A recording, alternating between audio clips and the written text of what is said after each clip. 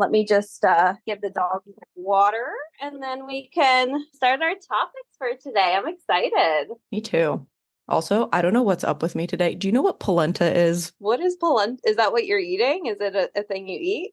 There's a thing you eat. It's just essentially cornmeal. It's like if cornmeal was tofu. Uh-huh. It's in like a little log and you could cut it up and cook it like tofu or just eat it cold, which is what I'm doing. Mm-hmm. I don't know why it's so good, but it is. Oh my gosh. It's like it tastes like cornmeal, but has the texture of like a cheese that's kind of sandy. Sandy cheese. I'm Kayla. And I'm Allie. And this is Unofficial Unofficial HR. HR.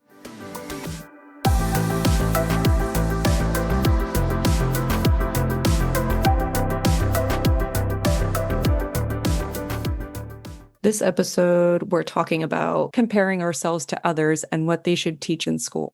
You know, as human beings, we definitely compare ourselves a lot to people unknowingly, I think. Like, I don't do it on purpose. It could be just like walking into the conference room or whatever at work, and then you just see this person with a nice full face of makeup.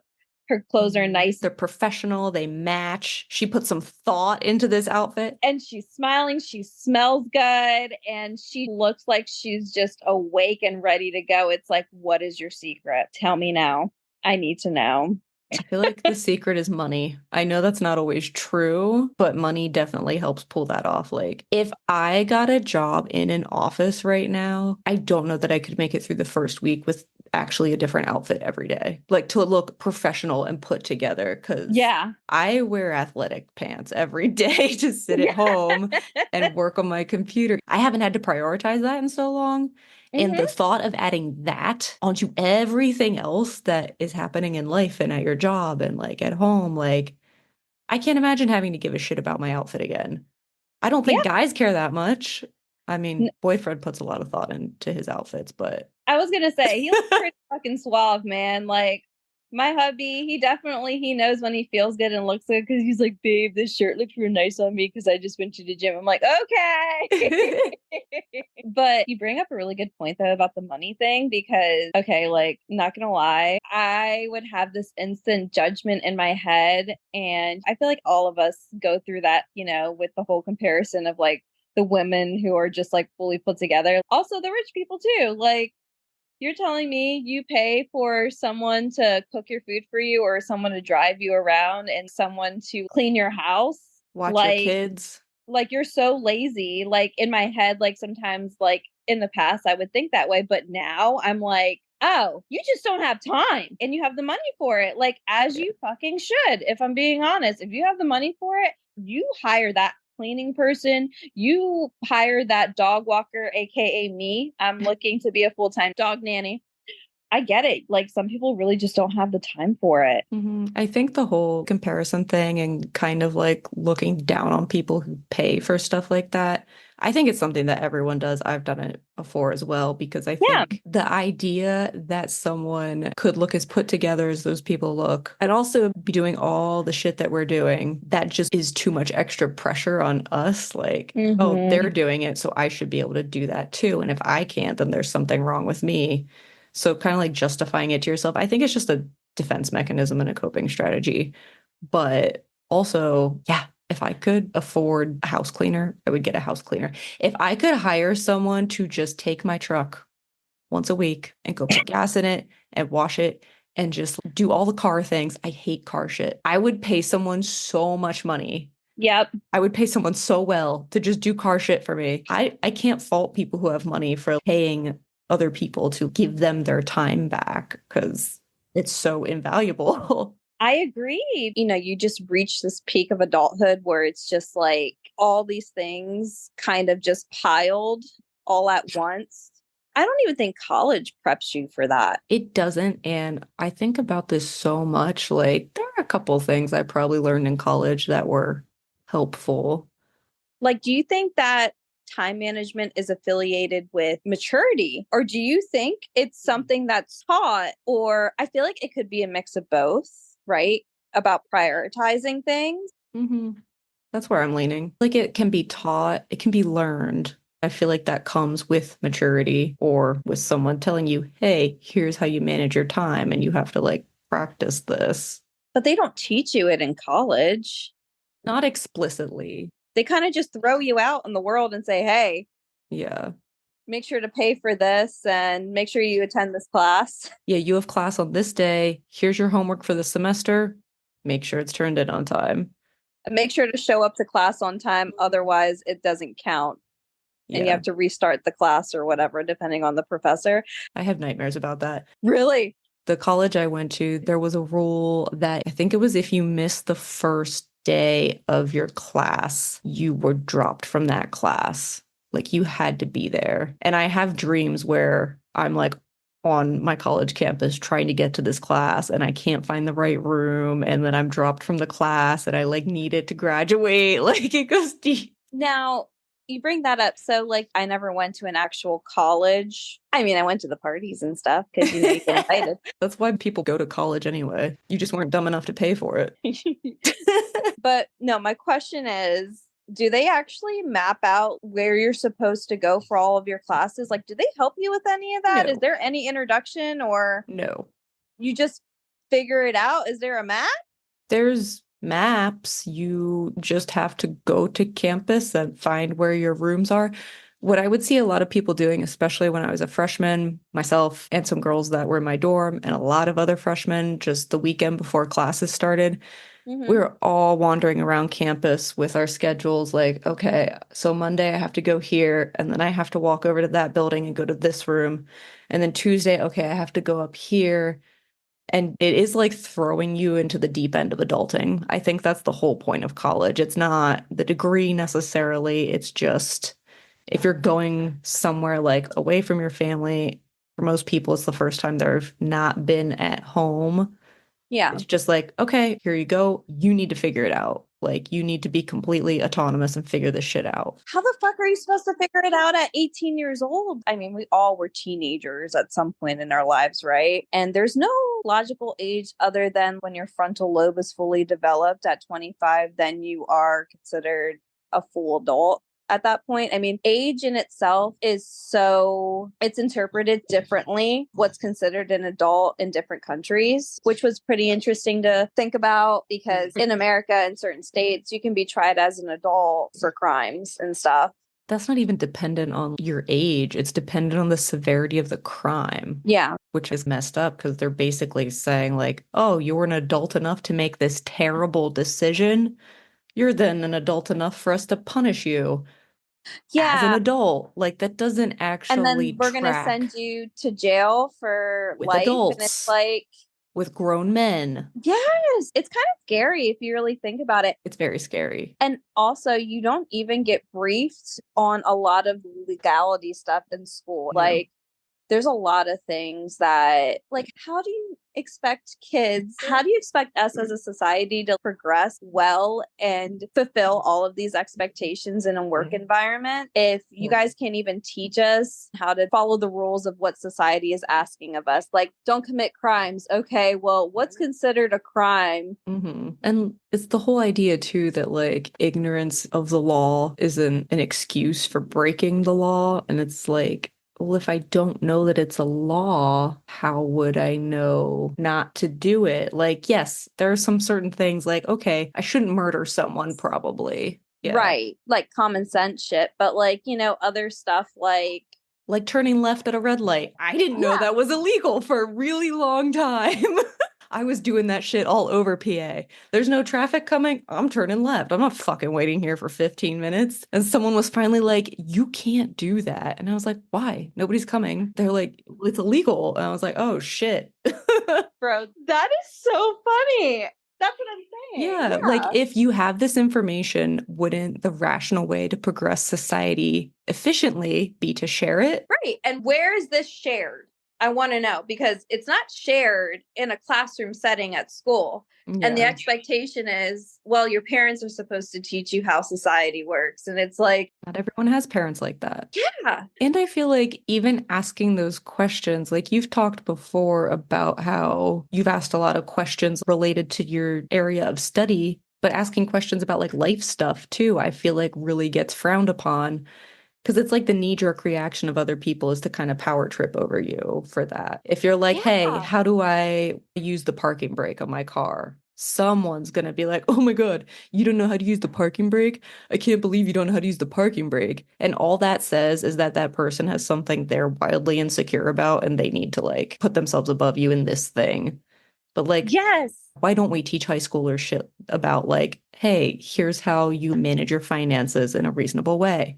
Here's why you don't put a ton of shit on a new credit card. Here's how you manage your time for college. Like, And here's how much interest you should watch out for. Like, your credit card says your limit's $6,500. That doesn't mean you use the whole 6,500. Use less than 30%, okay?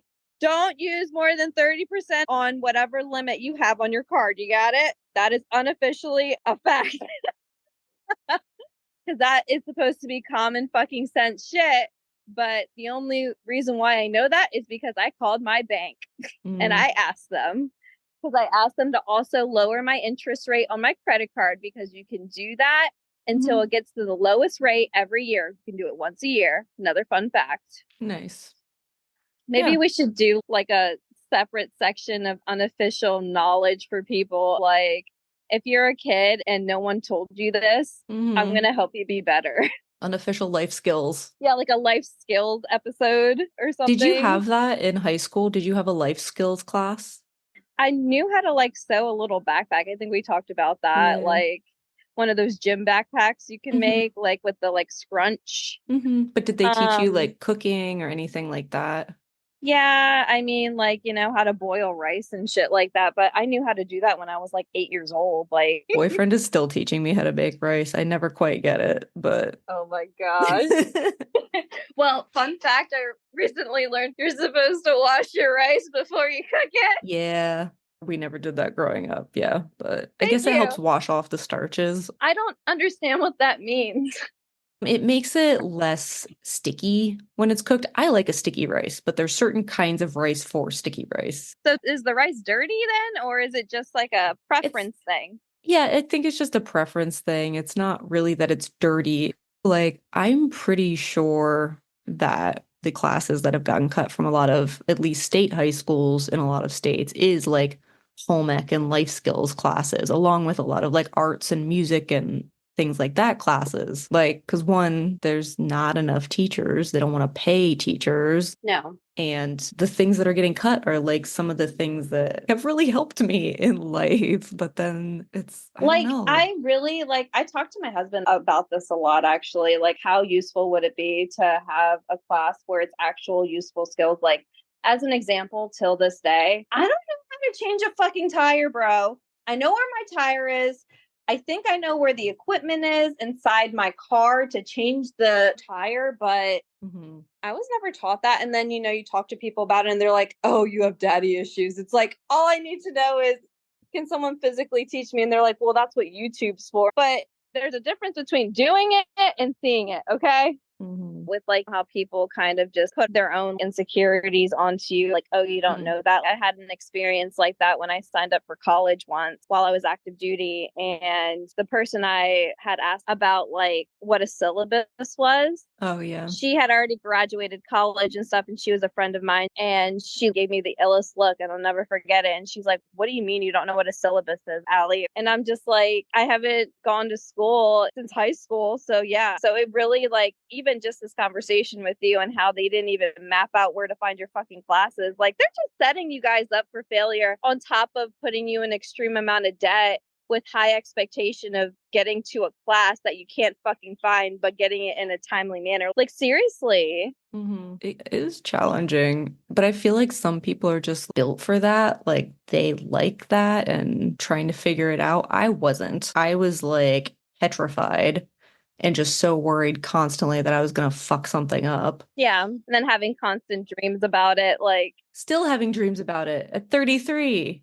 I oh my graduated. Oh God, I graduated 11 years ago. Oof, ouch. But yeah, like the syllabus thing, that's also the only context that I've ever heard anyone use the word syllabus. You yeah. never hear it at work, you never hear it in high No. school. It's literally only that thing. But I think it's a very human thing that for whatever reason, when someone doesn't know something, probably at some point, someone has made us feel insecure about something. And so to compensate Right. for that, we try to jump in and be in like the power position in that situation. Cause like I've even done that to people too. Like, case in point, my sister came down to visit with my niece the other month, Mm-hmm.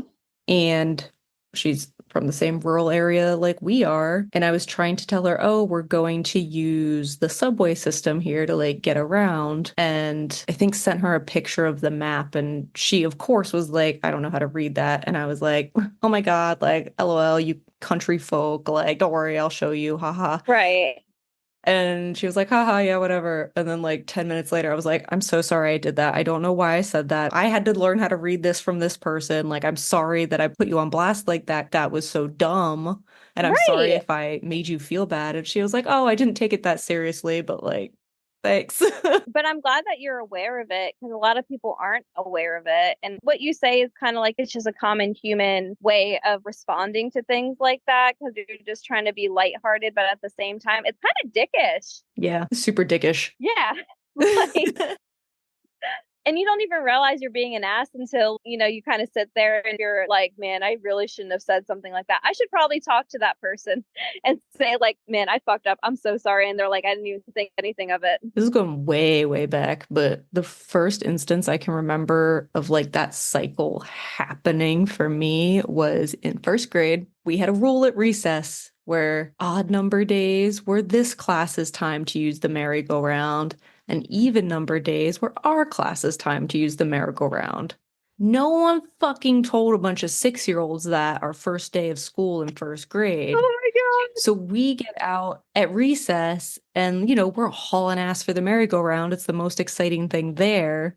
We get on the merry-go-round, we're like playing on it, whatever. And then the older kids came out and they literally, in some cases, physically pushed us off and were like chanting at us, "It's not your recess." And we're all just like, what the fuck is happening? And then, of course, someone went to tell the teacher. The teacher just validated them and was like, well, yeah, it's not your recess. So, and I was like, fuck. Would have been nice to know. Like, it scarred me. And then the next year, my class did the same thing to the next little first graders. So it is just hurt people, bitches. Like, No, you know what this is? what? Poor fucking communication. It started at the age of fucking existence. And it was the same teachers both years. Why wouldn't you be like, oh, I should tell these sweet little children, hey, here's a heads up. The older kids have the merry-go-round this class. You get it tomorrow. Let's be honest. You know how our last episode we talked about like older people? Let's talk about younger people.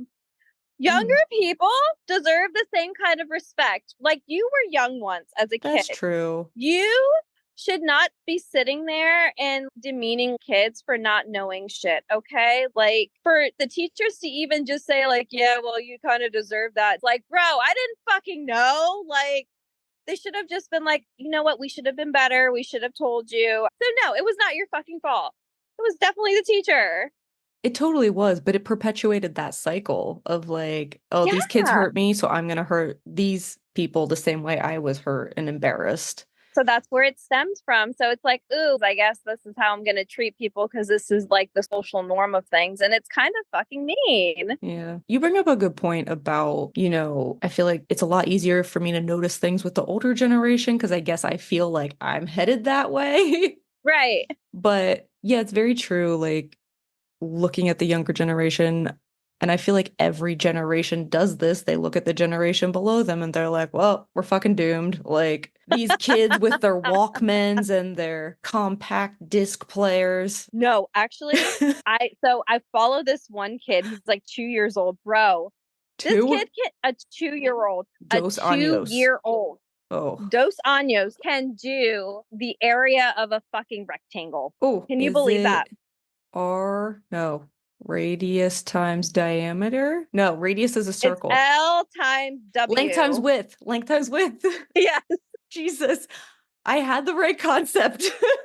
The only reason why I know that is because I just watched this kid's video last night and I started following because I'm like, if I'm ever going to be a parent, I need to learn from these parents because the fact that they taught their kid how to do 6th grade math at the age of 2 is fucking brilliant. But the whole idea that these parents are doing this is like the parents even said it to themselves. They're like, oh, it's not the kids a natural genius. It's because if you start them off by not just doing ABCs, one, two, threes, but like, you know, if you keep going, these kids are going to understand faster. Like languages, kids can learn so many languages as early as in the womb and shit like that. Kids hear all that stuff and absorb all that stuff. Like, it's fucking crazy. And I'm like, so you're telling me if, you know, in a perfect world, mommy and daddy were actually like involved, I could be a fucking genius right now. I could Like, go to I a could, country and actually talk to people. yes, like, fuck, man. But you know what? I'll say, you know, the gymnast Simone Biles, Hmm. her story is the reflection of that. It's having, it doesn't even matter if it's your own blood parent, it's having active, involved parents in your life that makes you successful, you know? So I don't know. I think that's like such a reflection of that. It's like we were talking about last time. It's like generational trauma just being passed down because, oh, well, you hurt me when I was this age, so I'm gonna let this person get hurt too because I turned out okay. And, to some extent, yes, I think going through trials and tribulations build character, but here's the thing, life has plenty of those. What are you really risking taking away by being like, hey, by the way, you could have a really good first day of college and really love college if you just do these couple things to like find your classes ahead of time. Like, what harm is that doing? How easy. And then you're not wasting money trying to retake those classes because you missed the first day of that fucking class. Like, Are you not stressed out? You can start with a more positive mindset, which I think has a yes. lot to do with success rates in education, just how you feel about it and how you are talked to and treated. It's the self-fulfilling principle or whatever, where like if you tell kids, "Oh, you're stupid, you're not going to amount to anything." Yeah, they probably won't because you've been telling them that. But if you're like, "You got this, here's how you do it," "Oh, good job, you did it. Great. You're wonderful." They're going to be like, "Ah, I'm successful. I can do anything." Yeah, unless those kids who feel that way for most of their lives, like, then end up going to therapy to figure it out themselves, like, good on you, Hmm. because I am one of those.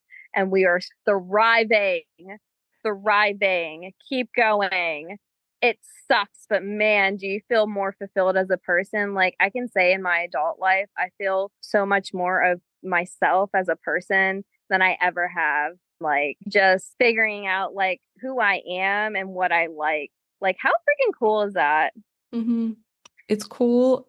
And I feel like our current generation and the generation below us, I think they are trying to do more to help their kids learn those things as Yeah. kids when they have time, when they aren't working, and just being like, oh, what do you like? You like that? Oh, okay, cool. Like, let's nurture that interest. Like, my sister does such a great job with that with my niece. Like, my niece got really into astronauts and space for a while. And Nice. they got her books to teach her a ton about that. And she knows words that I don't even know. And she's 6 years old. And I then, love like, that. Just yeah, embracing your kids' interests, you yes, know? just being like, oh, you have an interest? That's valid. Let's explore that a little more. Instead of Yeah. like, no, that's not going to get you a job. Here are all the things that you should be doing. Like, to your point, I think whether it's a parent or someone else, just having an interested authority figure in your life, if it's a teacher, a grandparent, an older sibling, like if it's someone that you look up to and they're like validate you as a person and take an interest in you and you can see they care, I think that goes a really, really long way to like, What success is in your life. And what I mean by success, because success is different for mhm. everybody, it's just level of stability in your life, Yeah, I would say like like, stability, and happiness. happiness. Yeah. Yeah. Like, do you feel secure? Is your anxiety firing nonstop? Oh, okay, there probably was some instability in your childhood. Like, Yeah. that is a common thing. Going back to like the 2-year-old kid learning all these things, I feel very confident in where things are going because it's like, thank you. Thank you for showing people that if you just attend to your child and not put them in this like bubble, like when we were kids, we were always put in this not knowing bubble. When in all reality, you want to have your kid learn as much as they fucking can as early as they can because Yeah. they can be very successful in the future career-wise. You know what I mean? Like, I really believe that. And when you have the career piece figured out, it's a lot easier to figure other things out versus trying to figure it all out. Yeah, then there's people like me, like, okay, this thing didn't work. I guess I'm gonna try this other thing. Okay, this thing didn't work. Which adaptability is just, It's a skill. it's a skill. That is the solid skill to put on your resume. It's nothing to snub your nose at. It's a No, really valuable thing. it's a very valuable skill and it's realistic. You just have to be comfortable with getting out of your comfort zone. Mhm. Which is the struggle sometimes. Yeah, we should make an episode about what are considered good or bad skills to put on a resume or something. I don't know. Something I'm trying to think. We talked about a lot of stuff. Yeah. How long have we been recording for? Oh shit, we've been recording for 2 hours again. God, we keep doing that. Do we have our happy fact for today? My happy fact is that after like 3 years, several $100s, and a shitload of paperwork, I got my maiden name back. Congratulations! I'm so excited. Anyone who has ever tried to change their name as an adult, I feel what you're going through because it is the biggest hassle. Honestly, the exhaustion of your process makes me like just want to just have all my socials just be my husband's last name, but in reality, I'm still like my last name. Yeah. It's just a very time-consuming process. Yeah, like it's your identity, but you don't realize how much of an individual you really are when you have like your own career and it comes with all other things that you independently accumulated. And nothing is connected. Like, No, you change your name with the Social Security Administration and it like updates the IRS, and that's about it. You have to do everything everything else. else. And every place has their own protocol Process. for how to do it. One bank Ugh. I have to physically print out and mail in my shit. And then also, here are the account numbers I have with you. Here's the nicknames I have for them. Here's the current name they're under. Please change it to this. Other ones, Amex, thank you for being simple. I could just upload my passport and they were like, okay, we'll check it out and update it. Simple. Amazing. I say, honest to God, congratulations. The process was lengthy, but you got it done. Yes. And I feel more like me now. I was going to say that finally. that's the best part. You feel more like you. You're back to who you are. And I am. And I don't think I appreciated who I was as an individual when I last had my maiden name. I didn't really like it and I just wanted to get rid of it. But now I'm like, I'm happy to have it back and to have my own identity. It's a lot. It's a lot. A lot. Well, what are you doing for the rest of your evening? I'm going to probably eat some more polenta. Oh my God. It is the most bland, boring corn food. I don't know why I'm so obsessed with it right now. What are you doing? I'm gonna go get myself this blueberry muffin. I'll send you a dirty food pic, bro. It's so good. And the lattes are so good. Whenever it was that you were messaging me and you were just talking, but you had this amazing looking Danish and you just did not address the Danish once in the whole conversation, I was like, is she not going to talk about how amazing this Danish is right now? Because it looks so good. I love a cheese Danish. I was all in. I'm a whore for some cheese Danish. No other Danish gets me like a cheese Danish. We should put that on a t-shirt. Okay. Bye, friends. Bye, friend.